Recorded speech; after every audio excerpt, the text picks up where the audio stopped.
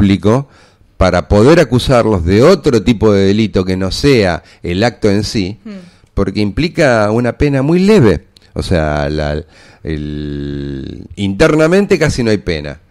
Y tienen pactado con las justicias locales otro tipo, de hecho tienen otro fuero judicial. Bueno, tratemos de ser piadosos con la gente de fe que nos está escuchando, que quede claro que esto no es una cuestión, en todo caso nuestras discusiones de fe o nuestro pensamiento hacia la fe pasa por otro lado, y no regodearnos en las desgracias que provocan los hombres en sus propias instituciones, ¿no? Lo lamento por la gente de fe que tiene que soportar día a día alguna vergüenza de este índole, tener que soportar desviando la mirada de otro o bajar la mirada con vergüenza debido a las atrocidades cometidas por sus pastores. Bien, vamos a cambiar un poquitito la cosa. Yo hice una selección un poquito más latinoamericana que la que suele tener Muki, ¿viste? A mí, y particularmente Latinoamérica, por lo menos en la mirada de hoy, está un poco más en el eje que Europa.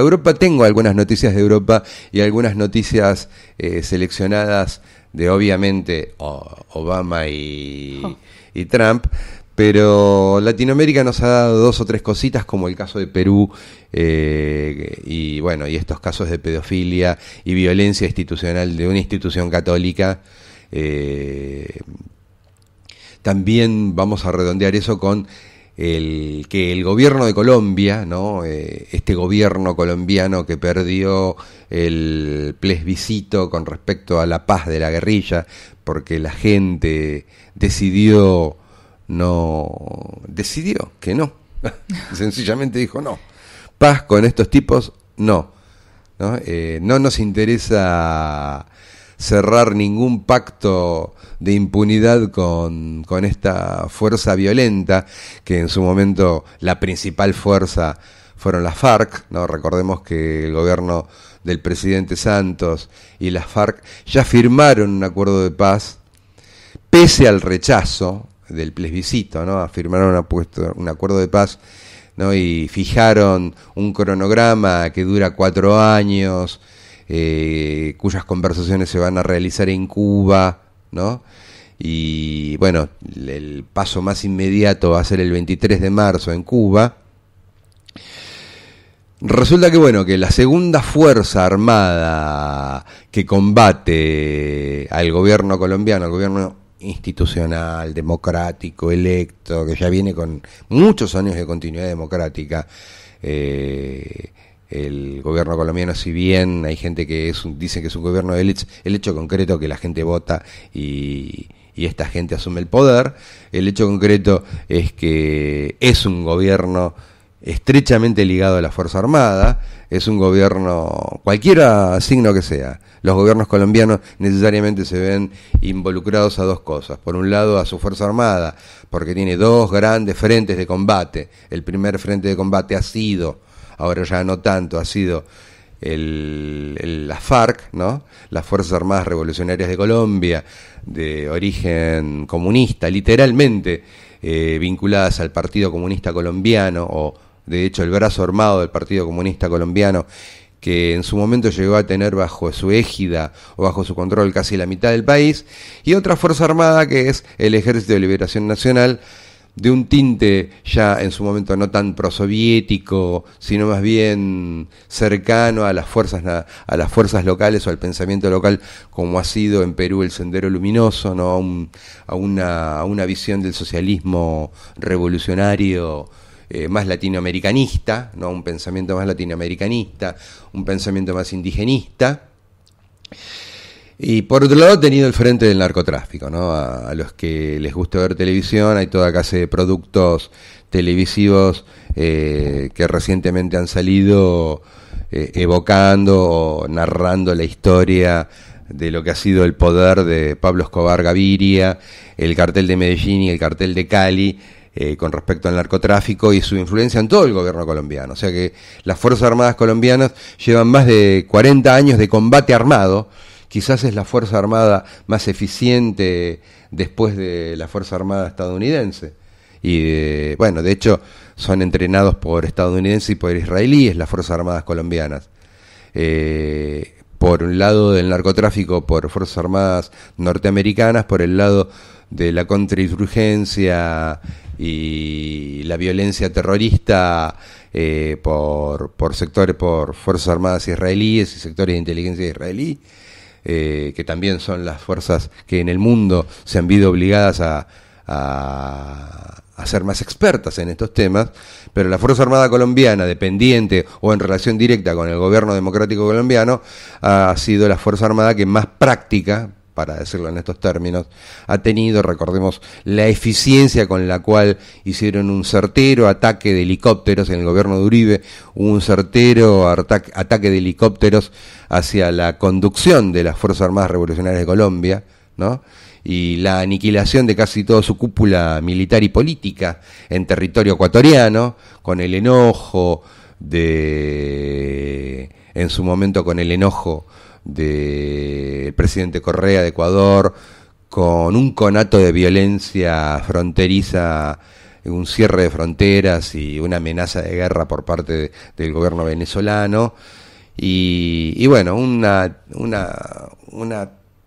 digamos, un cese de la beligerancia oral y la amenaza de enfrentamientos armados y una suerte de conciliación, ¿no?, en un encuentro en Brasil entre Uribe y Correa que suavizó toda la situación. Pero yo en ese momento estaba en Colombia y justo en ese momento, ¿no?, y yo veía desde Colombia las noticias que, bueno, se veía gente armada en la calle, pero eso es habitual en Colombia, ¿no? Ver gente armada, ver fuerza armada, era por lo menos hace unos años habitual en Colombia, en las ciudades.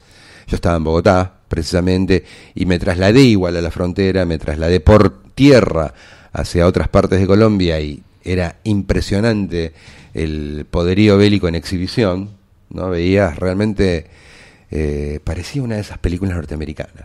Sí. Parecía una película norteamericana tipo, qué sé yo, Rambo, ¿no? Porque, no, en serio. Que salen de la selva. No, salían de la selva con unas armas que... Todo cruzado, ¿viste? Ahí en el pecho. Más o menos, y todos camuflados. Sí. Y tapados acá y la con nariz. unas armas gigantescas, ¿viste? Que vos decías, wow, ¿no? ¿Y dónde compran todas esas armas? Los americanos. Ah. Los americanos, acabo de mencionar que justamente colaboran mucho con las Fuerzas Armadas de Colombia, primero y principal porque se ven principalmente afectados por el narcotráfico. El principal consumidor de las drogas que salen de Colombia es Estados Unidos. O sea, casi toda la cocaína que se toma desde Colombia se la toman los americanos y gran parte de los europeos, pero los que pagan casi con sus impuestos, ¿no? Porque el flagelo del narcotráfico, gastos de la DEA, gastos hospitalarios, sí, gastos de la violencia institucional, gastos policiales, la pagan los americanos. Entonces el principal, y obviamente el americano drogadicto es el que paga esos miles y miles y miles de millones de dólares que implica el negocio de la cocaína para Colombia. Bueno, pero igual estábamos hablando de un grupo de extracción política, de un brazo armado, de un pensamiento político, que es el Ejército de Liberación Nacional.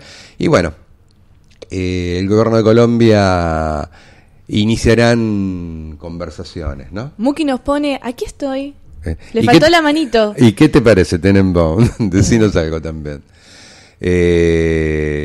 Bueno, esta es la novedad, ¿no? Pese a que el pueblo colombiano dijo, no tenemos nada que hablar con esta gente, el gobierno decide hablar. También hay que comprender que cualquier gobierno... que te interrumpa antes que empiece. Dice, llámenme. ¿Lo llamamos? Dijo que sí. Le pregunté y me dijo, dale. Bueno, perfecto. Bueno, ya no aguanta, te das cuenta. Lo llamamos por Skype, ¿no? Lo llamamos al observador y que el observador internacional está por hacer su irrupción.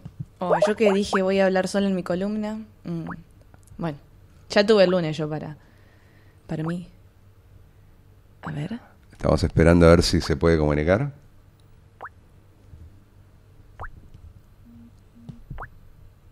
Lo estamos intentando, ¿eh?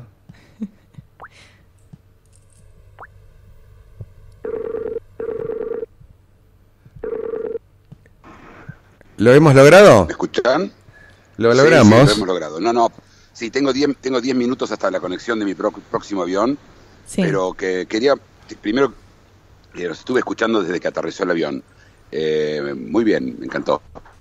Les quiero contar un poquito nada más durante estos unos minutos solamente lo que está pasando. Mañana es la inauguración de Trump, y las cosas se están calentando mucho. En Europa salieron montones de declaraciones enojados con Trump diciendo que la NATO es obsoleta, que la Unión Europea se tiene que partir, que Merkel es un desastre. Hollande después salió a decir varias cosas, y incluso un muy importante político en España, que es un político que es un gobernador, ¿sí? de una autonomía, que en este caso es Asturias, pero que es la persona, digamos, más popular en los medios, dijo que Trump es un energúmeno. Los tonos se están poniendo altos y bueno, hoy leí hasta alguien que ha mencionado la idea de destitución. ¿De destitución de quién? ¿De Trump? De Trump. Sí, bueno, si Trump sigue así, pensemos en la destitución. A ver, eso son tonterías.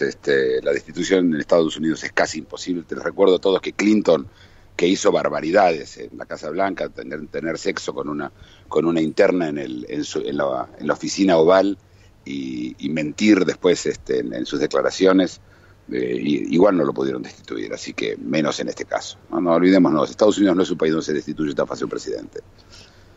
Pero bueno, vamos a ver qué va a pasar. El diario Times, ¿me están escuchando, no es cierto? Perfectamente. Sí. El diario Times de Londres sacó un interview con Trump. Y es muy interesante lo que cuenta, cómo fue el interview, no tanto lo que se dijo es menos importante. Entraron por una puerta, recordemos que él todavía estaba en el Trump Plaza, en este edificio en Nueva York, que es un edificio público donde la gente entra y sale. Los hicieron entrar por la entrada del garage, lo subieron arriba y se encontraron con él y estaba solo. Es decir, dice el hombre, que es del diario Times, que es el diario más prestigioso de Inglaterra, un hombre que siempre estuvo en relaciones exteriores, dice, jamás en su vida le pasó que cuando va a entrevistar a un político importante no hay 5 o 6 personas alrededor, sentadas, ¿sí? Apuntando cosas. Él estaba solo, sentadito ahí, hablando. Dice que es una persona extremadamente agradable, y con un idioma, con un lenguaje, si bien limitado, la tiene muy clara y muy enfocado. Y está hablando de una persona que no lo quiere a Trump, y lo recibió sentado en un sillón que es el que usaban en su programa de televisión, de Apprentice, el aprendiz, el reality de él, y lo recibió en el sillón ese, y está todo lleno de cuadros, de cosas de toda clase, mezclado entre premios que le dieron y fotos de los edificios que construyó.